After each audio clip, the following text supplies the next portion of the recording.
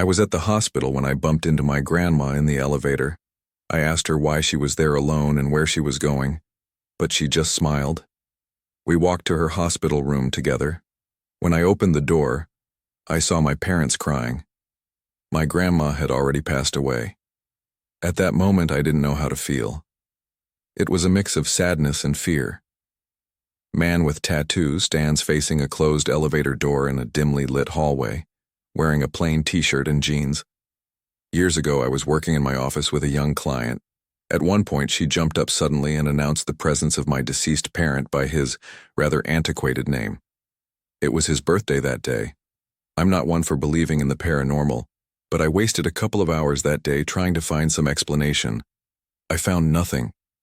I don't believe in paranormal activity, but my grandparents' house is considered by many to be extremely haunted. It's even part of a haunted houses tour in the Los Angeles area. There are many stories, but the one I experienced myself was when I was living there as a child. I was about 6. My sister was 12, and we shared a room. My mom had decorated our bedside table with an antique telephone that didn't work and was not plugged in. One night, my sister and I were asleep, and for some reason, we both woke up at the same time and turned to face each other. Person peeking out from under a floral and plaid quilt, looking upward with a surprised expression. I remember feeling an extreme feeling of dread. Then the phone rang. We locked eyes and hid under our blankets until it stopped ringing. We both thought it was a dream because we hadn't said anything for years about it. Then, one day, she was talking about it, and we realized we had had the exact same experience. There are so many more stories, but that's the only one I have experienced directly. One day I was just about to drive out of my apartment parking when I got a call from an unknown number. I answered, but no one was on the line. Then, an accident happened in the street I was just about to go on. Divine intervention, or maybe just blind luck. My family lived in a house built before 1865 in western Massachusetts.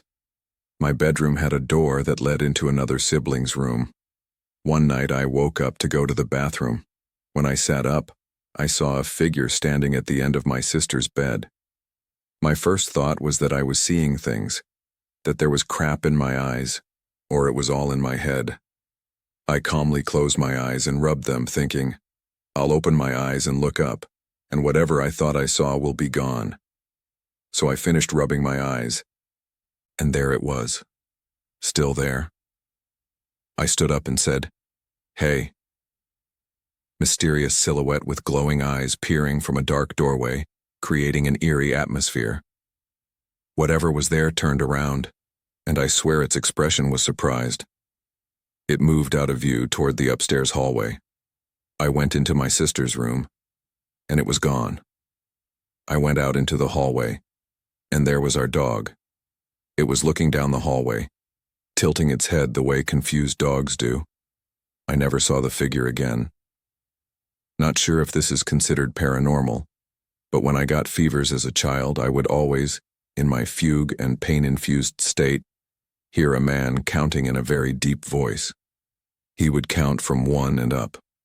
As the numbers got larger, the voice got louder and more intense. It started to get less frequent as I grew older, and now I do not experience it anymore.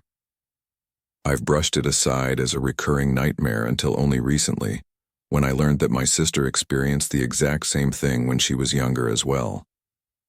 It's not the scariest thing, but it does send shivers down my spine. Thank you for watching.